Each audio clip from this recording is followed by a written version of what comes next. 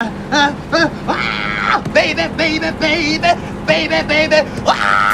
So out July 6th on Blu-ray from Paramount Presents is 48 Hours and another 48 Hours. So being released simultaneously in kind of one of my new favorite lines, dare I say. I mean, they're affordable, the package is nice, the quality you get in that slipcase is awesome, and even though some of the features are kind of, you know, in some discs I've seen, features are a lot, some they're not, but they always kind of have this director-led focus sort of feature, which I always really like. They're basically giving you the same here.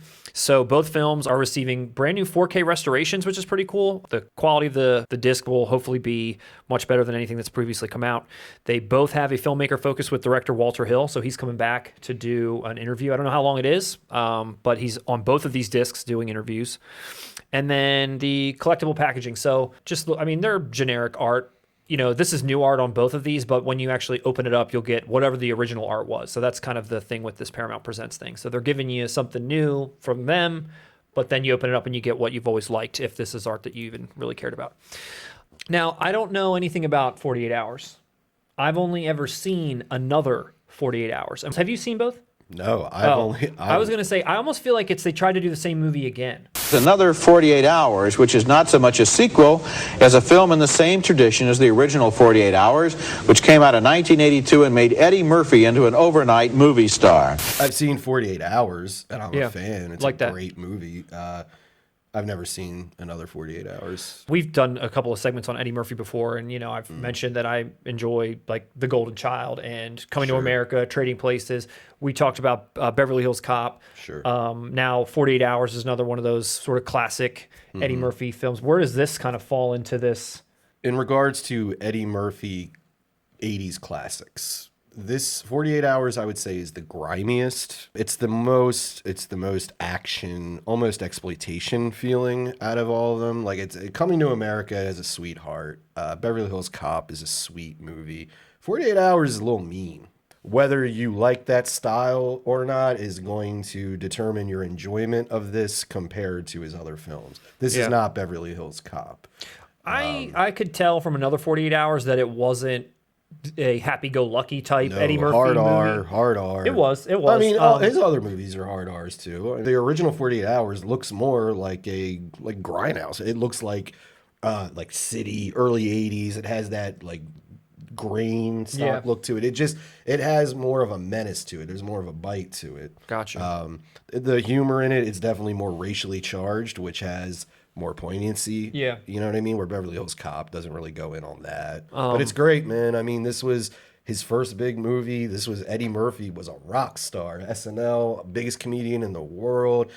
I think I've mentioned this on the podcast before. The scene where they're going into the redneck bar and Eddie Murphy announces, "There's a new sheriff in town."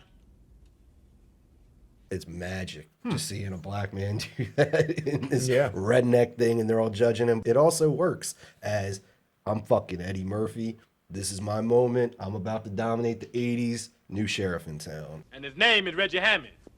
It's great to watch. It's great to watch. There's a similar scene to that in another 48 Hours. And Probably. You might remember it from the trailer where he's like, I have been having a very bad day. Just got out of jail this morning. Already I have been shot at. I was on the bus that flipped over 17 times. A bitch tried to stab me in the bathroom. And somebody blew up my Porsche. I am in a bad goddamn mood. no. So is another 48 Hours worth watching if I'm a fan of 48 Hours and never saw the It was sequel? interesting. It was just one of those ones where it was on TV. I would watch it. I've never purchased it. I've never gone out of my way to rewatch it. In another 48 Hours, it's obviously Nick Nolte and Eddie Murphy going up against like this biker gang. And behind the biker gang is this person called the Iceman. And they don't know who the Iceman is. Like, they don't know his identity. They're trying to figure it out. They're trying to put clues together. It's like kind of like a Kaiser Soze sort of thing, because only 2 people have seen him. Like, it's like only one guy works with him, whatever. So it's like this big mystery as to who this bad guy is. And another character who is in this film with them, he's like one of the other police officers in another 48 Hours, is the character actor Brian James. it turns out at the end, spoiler alert, that the Iceman is Brian James. Like, it's him. Like, it's this guy that's like in the police force. And the fact that Brian James looks like a mean dude. Of course it'd be him. But I mean, the fact that it was him, this character, one-off random actor, he turned out to be like the really big bad guy at the end of this movie. It kind of like just rubbed me the wrong way. I just like, that was kind of weak. Like, that's who this guy is. This is the guy they've been afraid of the whole time. The guy that just like was in the police office with you 5 seconds ago, filing reports and whatever. It's like, he's the guy.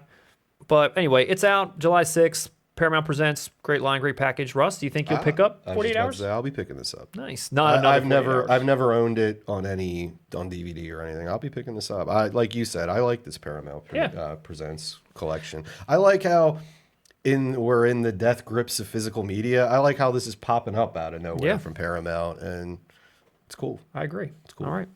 Coming soon.